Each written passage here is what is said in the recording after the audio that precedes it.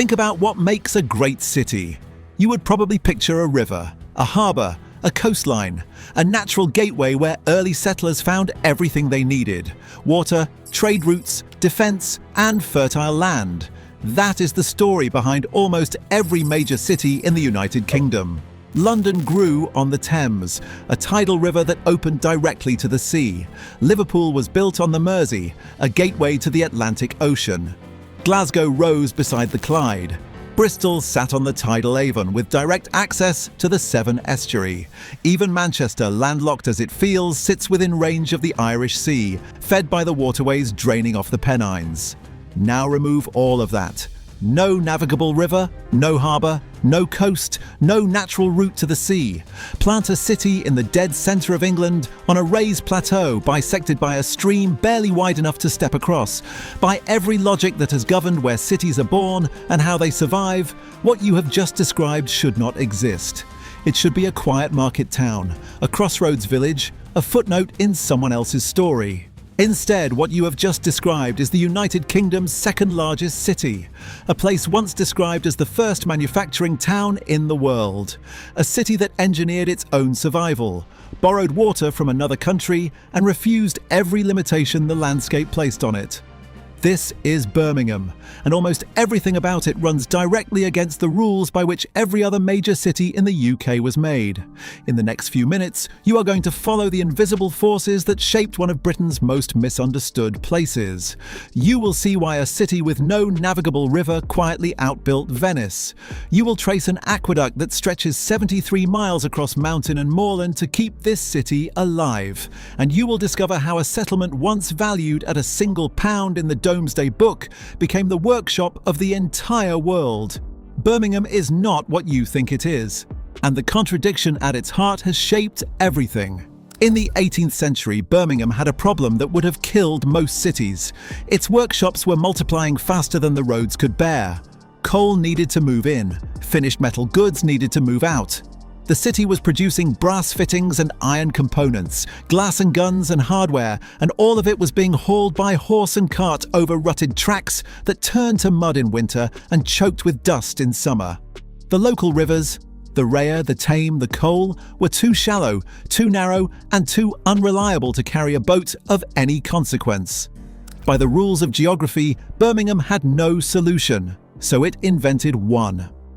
In 1769, construction began on what would become one of the most complex artificial waterway systems in the world. Engineers cut channels across the plateau, built locks to manage the changes in elevation, and dug tunnels through hills that refused to cooperate. What began as a single canal linking Birmingham to the coalfields of the Black Country grew over decades into a web of navigable water, threading through the city in every direction. The Birmingham Canal navigations became the circulatory system that the landscape had refused to provide. Stand on the towpath at Gas Street Basin today, and you are standing at the centre of what was once the most industrially critical canal junction in England. The barges that once carried pig iron and finished goods still have their descendants here, though now they carry holidaymakers rather than hardware. And the total length of navigable canal running within the boundaries of Birmingham today amounts to approximately 35 miles.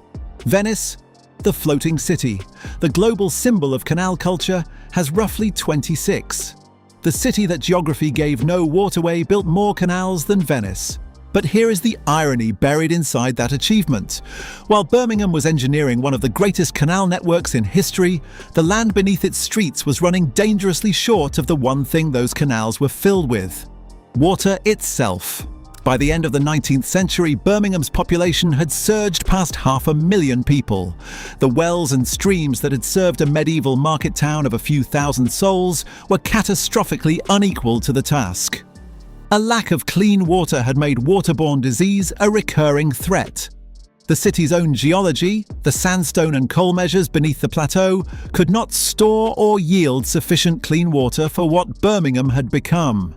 A city that had powered the Industrial Revolution, that had supplied the steam engines and the metal goods that built an empire, was struggling to keep its people alive on clean drinking water. The solution chosen by Birmingham's corporation in the 1890s was by any measure one of the most audacious engineering projects in Victorian Britain. Engineers surveyed the Elan Valley in the Cambrian Mountains of mid-Wales, a remote rain-soaked plateau of ancient rock and deep-cut river valleys. Dams were constructed, reservoirs were filled, and then an aqueduct of extraordinary length was laid across the landscape, not pumped, not forced, but flowing entirely by gravity for 73 miles, crossing valleys on viaducts and siphons, threading through hills in tunnels, passing through mid-Wales, Herefordshire, Shropshire, and into the West Midlands. In 1904, the water from the Elan Valley reached Birmingham for the first time. London draws its water from the Thames. Glasgow built the Loch Katrine scheme, an impressive feat of engineering within Scotland's own borders. Birmingham went further in every sense. A city with no major natural water source of its own had reached across a national boundary and drawn its existence from the mountains of another country. That aqueduct still functions today. Much of the water that reaches Birmingham still begins its journey on a Welsh hillside 73 miles away. Yet perhaps none of this audacity should surprise us. Because long before Birmingham built canals and borrowed Welsh water, the land it sits on was being quietly overlooked by everyone who mattered. Where does a great British city begin? In most cases, the answer is Rome. Walk through the centre of York and you walk through Eboracum, one of the Roman Empire's most important northern fortresses.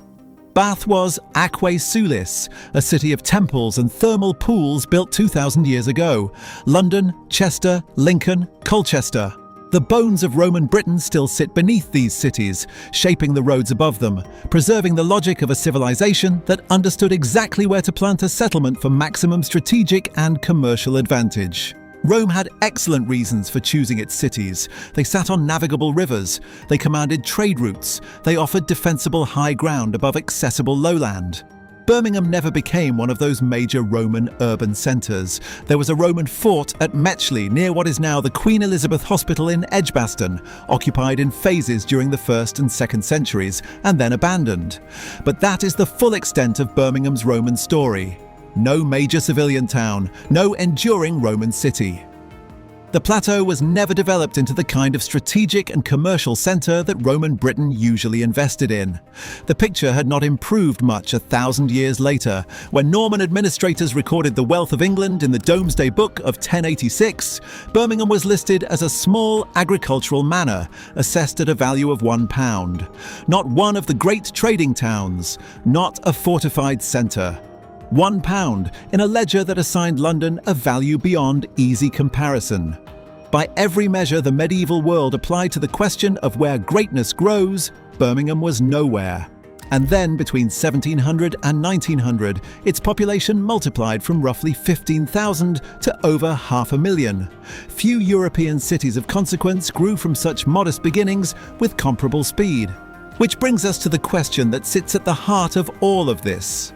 If Birmingham had no river, no harbour, no Roman foundation, and no single dominant natural resource, what exactly was it building, and for whom? Every major industrial city in Victorian Britain had an answer to that question. Manchester had cotton, Sheffield had steel, Newcastle had coal and shipbuilding, Leeds had wool. Each city staked its identity, its economy, and its architecture on a single defining trade. The great industrial cities of Britain were, in a sense, specialists. Birmingham was not. Walk through Birmingham in the mid-19th century and you would find workshops producing a range of goods so diverse it would be difficult to believe they came from a single city. The gun quarter manufactured weapons on a scale so large that Birmingham played a major role in supplying British arms production over a very long period, including both world wars. The jewellery quarter, which still trades today, was one of the most concentrated clusters of precious metalwork in the world. The city produced railway components, scientific instruments, buttons, coins, and glass. And at the height of the pen trade, it has been estimated that Birmingham produced around 3/4 of the world's pens. The city that nobody built wrote the words that built the world. This diversification was not accidental. It was a response to scarcity. Without a single dominant coalfield, iron seam or cotton field to define it, Birmingham could not afford to specialise. It had to be everything at once. And the culture that emerged from that necessity was one of relentless ingenuity. The Lunar Society of Birmingham, whose members met monthly by the light of the full moon so they could find their way home through unlit streets, gathered together James Watt, Matthew Boulton, Erasmus Darwin and others, scientists, engineers and industrialists who between them helped ignite the Industrial Revolution that reshaped the planet. That meeting did not happen in London or Manchester or any city built on an obvious foundation. It happened here, on a plateau in the English Midlands, in a city that had no business being great and became it anyway. Today, Birmingham remains one of the youngest major cities in the United Kingdom by population age.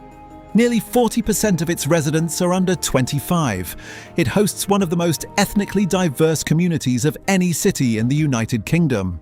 It has rebuilt its centre twice in a single lifetime, demolishing the failed experiments of 1960s urban planning and rising again in the 2000s with new civic squares, galleries and a transformed waterfront along the very canals that once powered the industrial age. The aqueduct from Wales still flows. The canal network still carries narrowboats through the heart of the city. The jewellery quarter still trades from the same streets where craftsmen worked 2 centuries ago. And Birmingham still refuses the obvious. Most UK cities were shaped by what the land offered. Birmingham was shaped by what the land refused to give. That refusal, the necessity that became invention, the lack that became ambition, is the line that runs underneath everything this city has ever done. Geography did not build Birmingham. Birmingham overruled its geography. And that, more than anything else, is what makes it the opposite of almost every city in the United Kingdom. If this changed the way you see Birmingham or the way you think about the hidden stories underneath British cities, there is far more waiting for you on this channel. Hit subscribe and we will see you in the next one.